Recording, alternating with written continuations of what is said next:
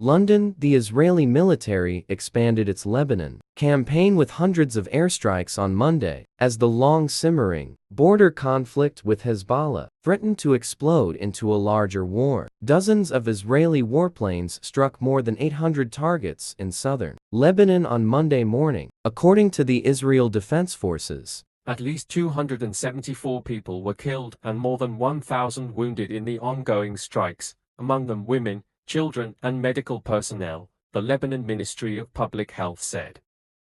Of those killed, 21 were children and 39 were women, the ministry said. In a statement, Israeli Prime Minister Benjamin Netanyahu claimed Israel was changing the security balance, the balance of power in the north. For those who have not yet understood, I want to clarify Israel's policy. We do not wait for a threat, we anticipate it, Netanyahu said. Everywhere, in every arena, at any time. We eliminate senior officials, eliminate terrorists, eliminate missiles, and our hands are bent.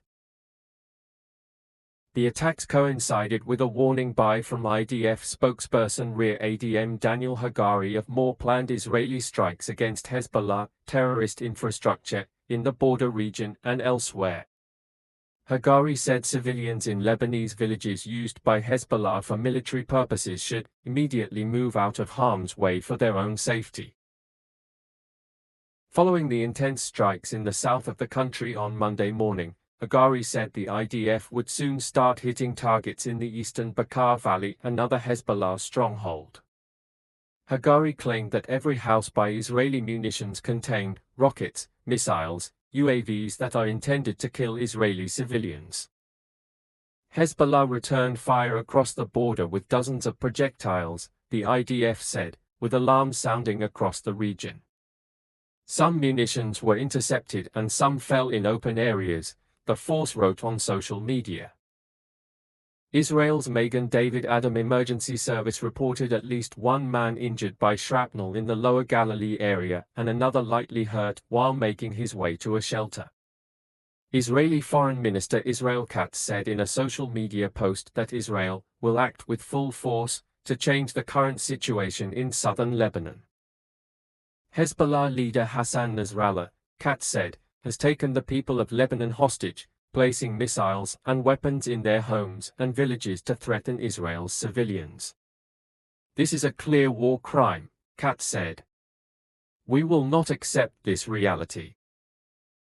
The people of Lebanon must evacuate any home turned into a Hezbollah outpost to avoid harm, Katz continued.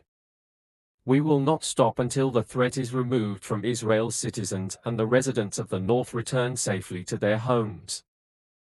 Thousands of Lebanese cell phone users received a text message from the IDF on Monday, warning, if you are in a building where Hezbollah weapons are located, stay away from the village until further notice. Similar messages were issued over Lebanese radio. The fresh Israeli warnings come after a weekend of intense cross-border fire, with rockets, missiles, and drones launched into Israel by Hezbollah met by Israeli airstrikes across southern Lebanon. Fighting between the IDF and Hezbollah has been constant since October 8, when the Iranian-backed militant group began attacks into Israel in protest of the Israeli invasion of the Gaza Strip targeting Hamas. Hezbollah has said it will continue its attacks until Israeli forces withdraw from the Palestinian territory. Tens of thousands of Israelis fled border regions under Hezbollah fire since the fighting began. Their return is a priority for Netanyahu and his government. We will take whatever action is necessary to restore security and to bring our people safe back to their homes, Netanyahu said on Sunday. Israeli leaders are also demanding that Hezbollah withdraw beyond the Litani River, some 18 miles north of the Israeli border, as stipulated in a 2006 United Nations Security Council resolution that sought to end the last major cross-border war. If the world does not withdraw Hezbollah north of Litani in accordance with Resolution 1701, Israel will do so, Katz said on Sunday. The conflict intensified last week with Israel's detonation of Hezbollah communication devices in Lebanon and Syria, which Nasrallah described as an unprecedented blow for the group.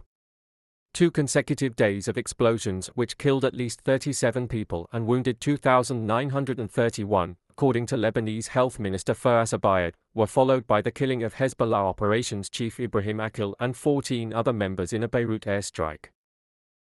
The bombing in the Hezbollah-aligned Deir suburb killed at least 45 people, according to the Lebanese Health Ministry. The dead included at least 3 children aged 4, 6, and 10, and 7 women, the ministry said. Dozens more people were wounded. Hezbollah leaders said they would continue their operations despite last week's setbacks. Deputy Secretary General Naim Qassem spoke at Akil's funeral in Beirut on Sunday, telling hundreds of mourners that the conflict has now entered a new phase, which he called an open-ended battle of reckoning. Threats won't stop us, and we don't fear the most dangerous possibilities, he continued. We are.